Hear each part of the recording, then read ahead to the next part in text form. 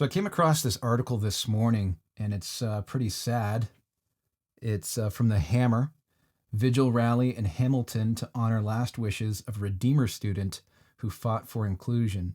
This is someone who committed suicide at Redeemer University in one of the counselors' rooms on campus. My understanding is that that was the only room on campus that didn't have security footage. So let's read what we got here.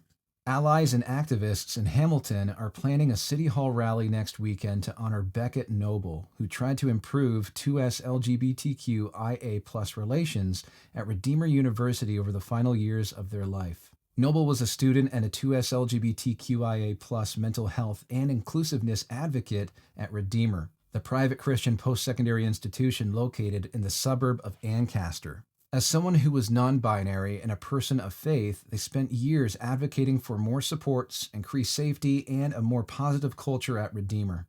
Their efforts included starting a peer support group called Genesis. After years of advocacy, Noble died by suicide in a counselor's office on November 23rd.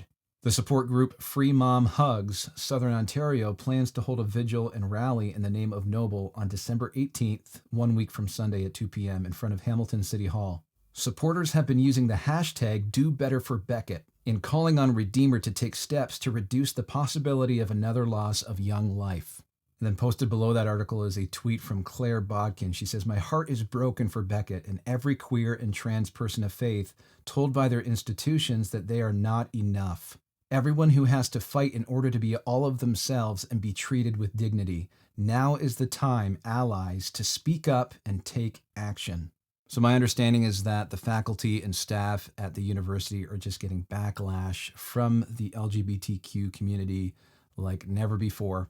And this is very bothersome for me because I think this is a very dangerous line of thinking that just because someone disagrees with you, that you automatically become responsible for the bad things that they decide to do. Now, don't get me wrong. This is an absolute tragedy. And I certainly don't advocate for people being bullied or have any form of violence thrust upon them. It's absolutely heartbreaking that someone would take their life. But what is absolutely unacceptable for me is pinning the blame where it doesn't belong. That's a very, very serious accusation. I really believe that we've gone way too far down this path of tolerance and acceptance that we've forgotten the basic reality that our society depends on intolerance and unacceptance. I mean, for example, I suppose a lot of you would be upset if your local fire department hired a 400-pound man to answer fire calls. You wouldn't want your life to be at stake in that situation. And what about the NFL? They don't let people with no limbs play on the field, so they're being intolerant and unaccepting. Or how about, let's make it a little bit more specific to what we're talking about. What if a Christian showed up to a mosque, a Muslim mosque, and started preaching? They would not tolerate that. They would not accept that. They would tell them to leave. Same thing with an LGBTQ event. If there was an event and a Christian showed up, started preaching their message against them, they would also not tolerate that. They would also not accept that. Now, I'm not saying we need to be unkind or unwelcoming to people, but what we're talking about here is a private Christian university that educates students on a compilation of historical documents, otherwise known as the Bible, that condemns the LGBTQ lifestyle. That's what their Bible says. So who in their right mind would walk into a private Christian university and demand that they erase, replace, revise the teachings of the very Bible that they're there to learn about? That would be like showing up to the NHL and saying, "I have no limbs, but that's not my fault, and you need to let me play." It doesn't make sense. The thing is, it sounds like this student was tolerated, was welcomed, was accepted, but when it came to changing the doctrine of the very Bible that they are teaching these students about, they refused. And that's the problem here. And all I'm saying is that that's within their right to do, first of all, from a societal perspective, but also that's what they're commanded to do as Christians.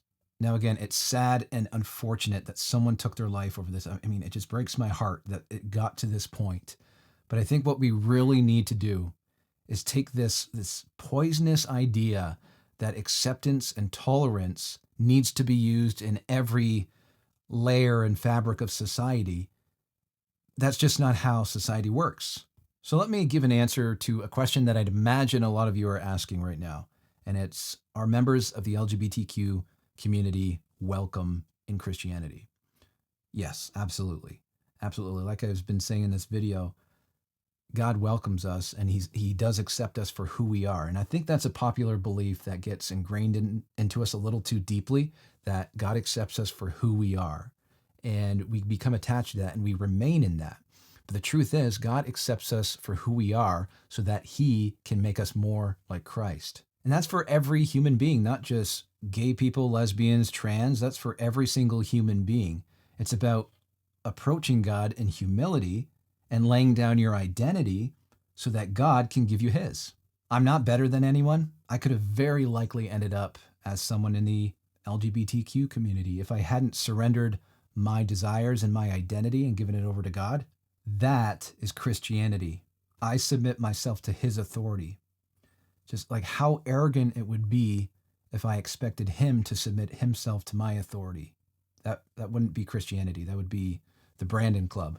So yeah, I think it's absolutely heartbreaking that someone would take their life in this way, but I do think it's irresponsible and dangerous to blame someone simply for refusing to change what it is they're teaching about and what it is they believe. Now, I hope you guys will join me in praying for this person's family. I'd imagine their world has just been torn apart. It's very, very sad. So be praying for them. And I just encourage you to keep conversations like this alive. Please leave me a comment down below. Let me know what you thought about the video. If you have any perspectives that you'd like to share with me, I'll do my best to read those. But until next time, take care. Bye for now.